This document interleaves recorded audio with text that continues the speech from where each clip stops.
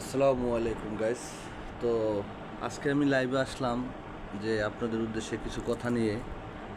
এই যে তহিদ আফ্রিদিকে গ্রেপ্তার করা হয়েছে, কিসের জন্য করা হয়েছে? ৩৬ জুলাই যাত্রাবাড়িতে যে একটা মার্ডার হয়েছে, সেই মার্ডারে তাকে দেওয়া হয়েছে 11 নম্বর আসামি, তার বাবাকে দেওয়া হয়েছে 22 নম্বর আসামি। এটা আমি তীব্র নিন্দা জানাই, কিন্তু সেটা কন্টেন্ট ক্রিয়েটার, তার যদি একটা কন্টেন্ট ক্রিয়েটারের যদি একটা ডিবির লোকের একটা পুলিশের সাথে বা ডিবি হারুনের সাথে ছবি তোলার উদ্দেশ্য করে, এখন আমরা সকলেই যদি মনে করি যে সে একজন আমলিক বা তার বাবা আমলিক করে, সেই ক্ষেত্রে তার বাবাও তো আমলিকের সাথে জড়িত না, সে কোনো দলের সাথে না, তার কোনো রাজনীতির ভূমিকা নেই, সে একজন ব্যবসায়ী, সে একজন ক্ষুদ্র ব্যবসায়ী। তার ছেলে কন্টেন্ট ক্রিয়েটার, সে অনেকের সাথে ভিডিও বানাইছে, ডিবি হারুনের সাথে বানাইছে। সেই সূত্র দুর্গে যদি তাকে কারো যুক্তি বা কারো খারাপ পরামর্শ নিয়ে তাকে গ্রেপ্তার করা হয়, সেই জন্য আমি তার তীব্র নিন্দা জানাই।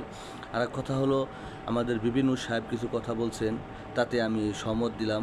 তো আমি একই কথা বলবো যে এই তহিদ আফ্রিদির মাই টিভি চ্যানেল আত্মসাৎ করার জন্য তাকে সুপরিকল্পিতভাবে তাকে গ্রেপ্তার করা হয়েছে। তার পুরো পরিবারকে, পুরো ফ্যামিলিকে হয়রানি করা হচ্ছে এবং তার বাবাকেও হাজতখানা রাখছে, তারও 5 দিনের রিমান্ড দিয়েছে। আমি সাংবাদিক ভাইদের উদ্দেশ্য করে বলবো যে আপনারা সত্যটা যাচাই করুন, আপনারা ভিডিও ফুটেজ যাচাই করুন যে কার পরিকল্পিতভাবে কল রেকর্ড বাই করুন। বাংলাদেশ বা ডিজিটাল যুগ, কেউ কোনো অন্যায় অপকর্ম করে কেউ সারতে পারেনি, আর পারবেও না। তো আমি সকলকেই বলবো যে তহিদ আফ্রিদিকে যে গ্রেপ্তার করা হয়েছে, দেখেন ভাই, তার ওয়াইফ 6 মাসের প্রেগনেন্ট, এবং তহিদ আফ্রিদি নিজে তার কিডনি রোগে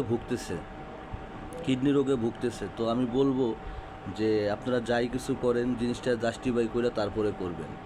তো একজন কন্টেন্ট ক্রিয়েটারের কথা শুনে যে বাংলাদেশের একটা নাগরিককে এইভাবে হেনস্থ করবে বা হয়রানি করবে মিথ্যা মামলা দেয়া, তো ভাই কালকে তো আমারও দিতে পারেন। এই যে আমি লাইভে এসে কথাগুলো বলতেছি, আমার কথাগুলো শুনবেন। এটা সম্পূর্ণ দোষ এনসিবির। এই এনসিবিরা যত জায়গার খোঁচাইয়া সামান্য কিছু লোকের জন্য, সামান্য কিছু ক্ষুদ্র লোকের জন্য আজকে দেশের এই পরিস্থিতি। এনসিবি কে? ওদের জন্ম হয়ে নেই। ওরা কারা? ওরা হয়েছে দেশের মাফিয়া। ওরাই ফেসিবাদী হাসিনার ছায়ার তলে ছিল। ওরাই হচ্ছে নাটের গুরু।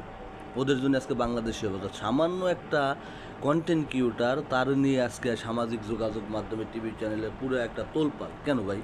এগুলা কি?